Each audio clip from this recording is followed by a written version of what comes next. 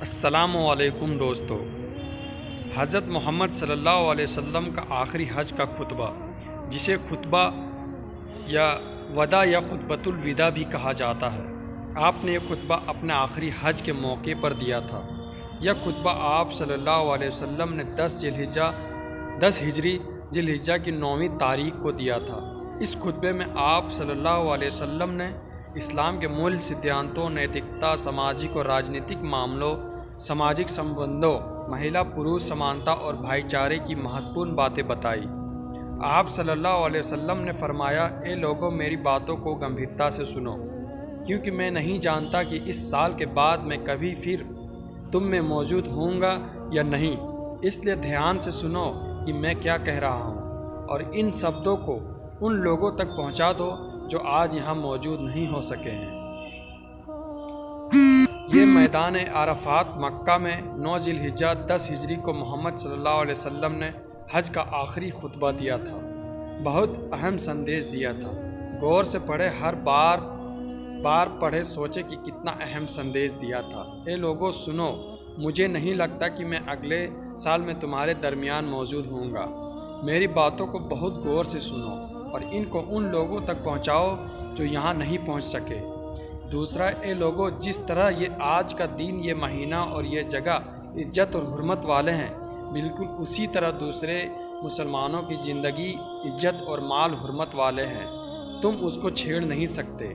تیسرا، لوگوں کے مال اور امانتوں ان کو واپس کر دو، کسی کو تنگ نہ کرو، کسی کا نقصان نہ کرو تاکہ تم بھی محفوظ رہو۔ پانچواں، یاد رکھو تمہیں اللہ سے ملنا ہے اور اللہ تم سے تمہارے اعمال کے بارے میں سوال کرے گا۔ چھٹا، اللہ نے سود بیاج کو ختم کر دیا، اس لیے آج سے سارا سود ختم کر دو، معاف کر دو۔ تم عورتوں پر حق رکھتے ہو اور وہ تم پر حق رکھتی ہے۔ جب وہ اپنے حقوق پورے کر رہی ہو تو تم بھی اس کی ساری ذمہ داریاں پوری کرو۔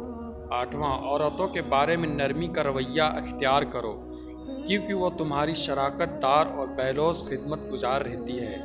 نواں، کبھی زنا کے قریب بھی مت جانا۔ 10، ایسے لوگ میری بات غور سے سنو، صرف اللہ کی عبادت کرو، فرض نمازیں پوری رکھو، رمضان کے روزے رکھو اور زکوٰۃ ادا کرتے رہو۔ اگر استطاعت ہو تو حج کرو۔ ہر مسلمان دوسرے مسلمان کا بھائی ہے، تم سب اللہ کی نظر میں برابر ہو، برتری صرف تقوی کی وجہ سے ہے۔ یاد رکھو تم سب کو ایک دن اللہ کے سامنے اپنے اعمال کی جواب دہی کے لیے حاضر ہونا ہے۔ خبردار رہو، میرے بعد گمراہ نہ ہو جانا۔ یاد رکھنا، میرے بعد کوئی نبی نہیں آنے والا، نہ کوئی نیا دین لایا جائے گا۔ میری باتیں اچھی طرح سمجھ لو، میں تمہارے لیے 2 چیزیں چھوڑ کے جا رہا ہوں، قرآن اور میری سنت۔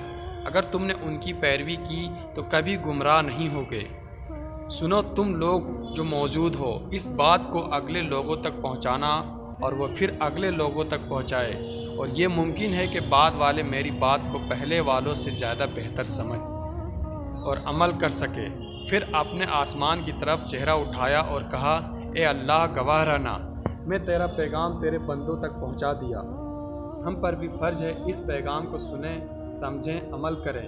دوستو، اگر آپ کو یہ ویڈیو اچھا لگا ہو تو اپنے دوستوں کے ساتھ شیئر ضرور کریں، کیونکہ اسلامک جانکاری اوروں کے پاس پہنچانا بھی ثواب کا کام ہے۔